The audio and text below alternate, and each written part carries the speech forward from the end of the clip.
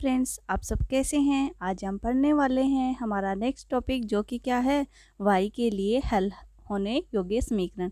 कल हमने क्या पढ़ा था, p के लिए हल होने योग्य समीकरण। उसमें क्या होना चाहिए, हमारे पास p में क्या होनी चाहिए, कोई क्वाड्रेटिक इक्वेशन होनी चाहिए। उसके बाद हमने क्या किया था, dy अपॉन में dx इक्वल्स टू क्या रखना, आपको p रखना था।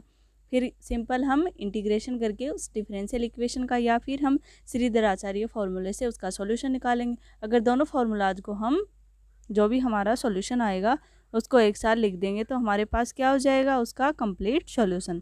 ऐसे ही आज हम देखने वाले हैं y के लिए हल होने योग्य समीकरण, यानी कि सोल्यूबल फॉर y।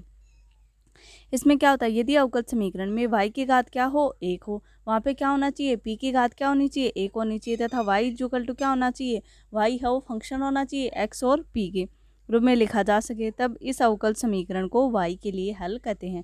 y के लिए सोल्व होने के लिए हमारे पास क्या होना चाहिए, y है वो क्या होना चाहिए, एक घात का होना चाहिए, और y है वो फंक्शन होना चाहिए किसका, x और p के रूप में लिखा जा सके, तब हम उस अवकल समीकरण को क्या कहेंगे, y के लिए हल होने योग्य समीकरण।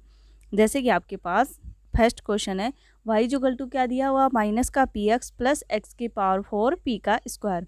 यह अवकल समीकरण y इक्वल टू क्या है, फंक्शन है किसका, यहाँ पे x और p, यहाँ पे भी क्या है x और p के रूप में आता है। इसे y के लिए हल करेंगे। जैसे ही हम y के लिए हल करेंगे तो क्या करेंगे, इसका सबसे पहले क्या करेंगे, डिफरेंशिएशन, यानी कि डिवा by d x equal to minus का p minus x u into v वाला फॉर्मूला लगाएंगे यहाँ पे।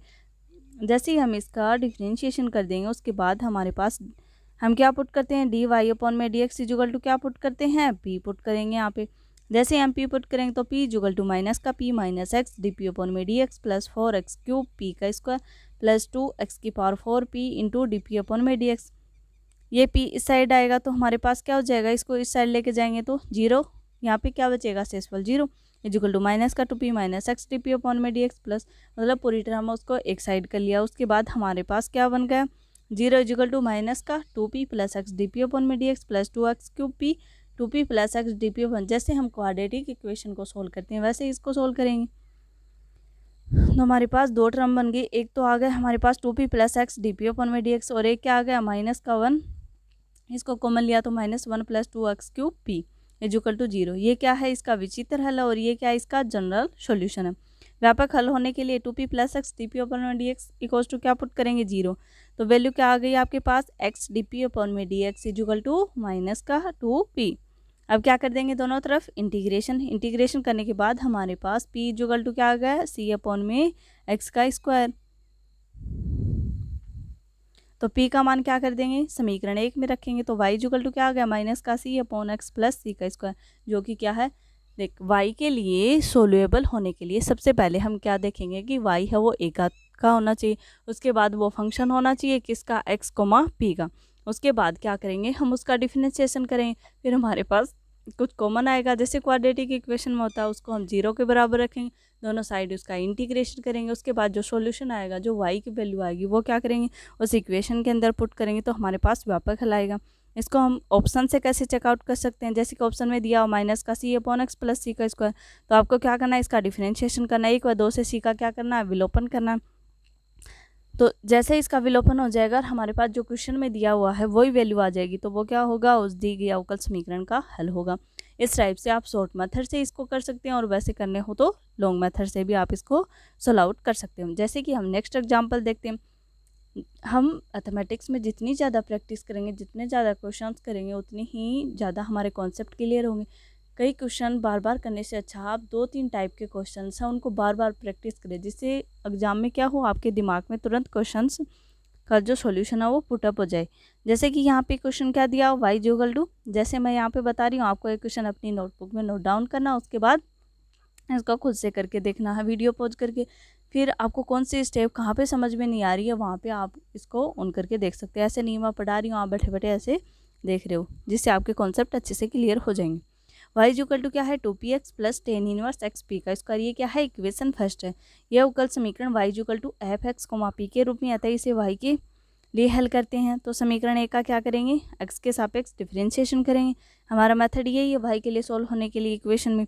तो डी बाई डी एक्स का डिफरेंशिएशन सबको करना आता है, 12th में हम डिफरेंशिएशन इंटीग्रेशन अच्छे से पढ़ के आते हैं। तो 0 equal to p plus 2x d P upon में डी एक्स। जैसे ही हम इसका डिफ्रेंशिएशन करेंगे फिर हमारे पास कुछ वैल्यूज हैं वो कॉमन आएंगे, उनको कॉमन लेंगे तो हमारे पास 2, ये तो इसका विचित्र हल हो जाएगा ये वाला, और ये क्या हो जाएगा इसका जनरल सॉल्यूशन। इसको हम 0 के बराबर पुट करेंगे और उसके बाद इसका व्यापक हल के लिए p plus 2x d P upon में डी एक्स इक्वल टू क्या पुट कर दिया 0। तो 2x डी पी अपॉन में डी एक्स इक्वल टू क्या आ गया माइनस का p। अब क्या करेंगे दोनों तरफ इसका इंटीग्रेशन, यानी कि डी पी अपॉन में p इक्वल टू -1 अपॉन में 2 इंटीग्रेशन डी एक्स अपॉन में x। तो log p equal to -1 upon में 2 log x plus log c, यानी कि log p इक्वल टू क्या आ गया log c अपॉन में अंडर रूट x, यानी कि p equal to c upon में रूट x।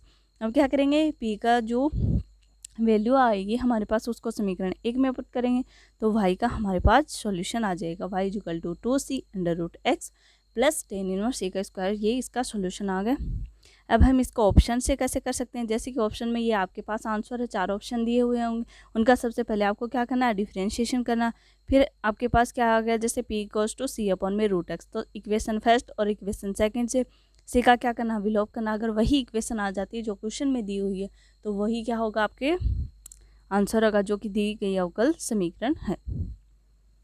कल हम पढ़ने वाले हैं x के लिए हल होने योग्य समीकरण।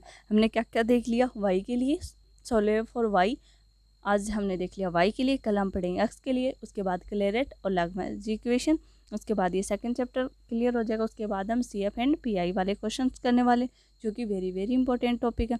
इसमें आपको मेथड है वो लर्न होने चाहिए। जैसे कि हमने p के लिए देखा था उसमें कौन कौन से स्टेप फॉलो किए थे, तो p के लिए हल होने में क्या होना चाहिए क्वाड्रेटिक इक्वेशन होना चाहिए उसका। फिर हम क्या करेंगे जैसे वो क्वाड्रेटिक इक्वेशन आ जाएगा, जैसे कि यहाँ पे है p के लिए, फिर माइनस का b plus minus under root b square minus 4ac upon 2a वाला फॉर्मूला लगाएंगे।